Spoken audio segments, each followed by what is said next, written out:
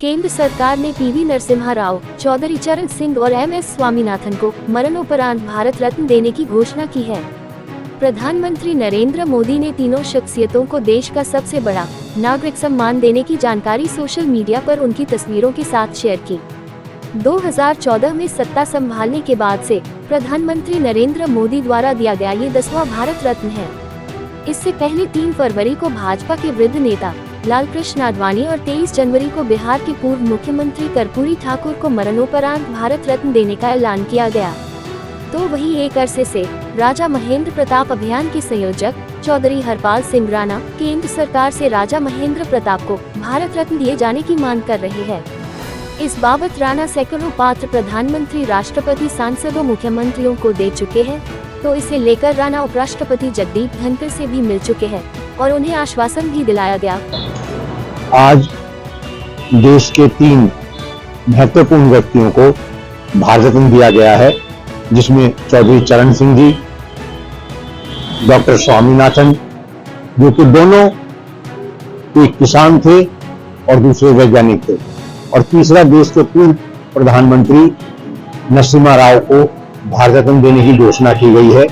इससे पहले कर्पूरी ठाकुर जी को और लालकृष्ण आडवाणी जी को भारत रत्न देने की घोषणा सरकार कुछ समय पहले करने की है। इसमें हमारी बहुत दिन से और बहुत से व्यक्तियों की मांग थी। राजा महेंद्र प्रताप भारत रत्न के प्रमुख हकदार थे। राजा महेंद्र प्रताप जी के द्वारा 1915 में काबुल में सरकार बनाई। नोबेल पुरस्कार के लिए वो नामित किए गए। देश की स्वतंत्रता के बाद वो निर्वाचित प्रतिनिधि रहे, सांसद रहे, कि उन्होंने स्वतंत्रता के लिए भी आंदोलन किए। राजा महेंद्र प्रताप जी को भारत रत्न देने की मांग बहुत लंबे समय से की जा रही थी। आज दोबारा से ये मांग ताजा हुई है। तो जो भारत रत्न दिए गए हैं उन सभी का सम्मान है, लेकिन राजा महेंद्र प्रताप जी को भी भारत रत्न दिया जाना चाहिए। उनका कहा कि महेंद्र प्रताप देश के ऐसे इकलौते राजा थे जिन्होंने अपनी अधिकतर भूमि संपत्ति शिक्षक संस्थानों, किसानों को दान में दे दी। वे 1932 में महात्मा गांधी से पहले नोबेल पुरस्कार के लिए नामित किए गए। उनकी अनेकों ऐसी उपलब्धि हैं जो भारत का नाम गौरवान्वित करती हैं। जर्मनी के राजा ने उन्हें order of the red eagle की उपाधि से सम्मानित किया।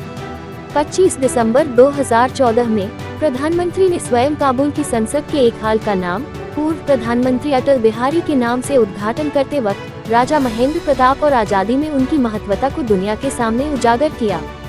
1915, the first Indian government in exile was formed in Kabul by Maharaja Mahendra Pratap and Maulana Barkatullah। आपको बता दें कि हरपाल सिंह राणा साथियों के प्रयासों से इसी वर्ष 25 जनवरी को दिल्ली विधानसभा में राजा महेंद्र प्रताप सिंह का चित्र भी लगवा चुके हैं। इस तरह इस साल 5 हस्तियों को ये सम्मान देने का ऐलान हो चुका है। इनके अलावा मोदी के कार्यकाल में मदन मोहन मालवीय, अटल बिहारी वाजपेयी, प्रणब मुखर्जी, भूपेन हजारिका और नानाजी देशमुख को ये सम्मान मिल चुका है। अब 3 हस्तियों को मिलाकर इस सम्मान को हासिल करने वालों में अब तक कुल 53 लोग शामिल हो चुके हैं। प्राइम टाइम हिंदी से अर्जुन सिंह की रिपोर्ट।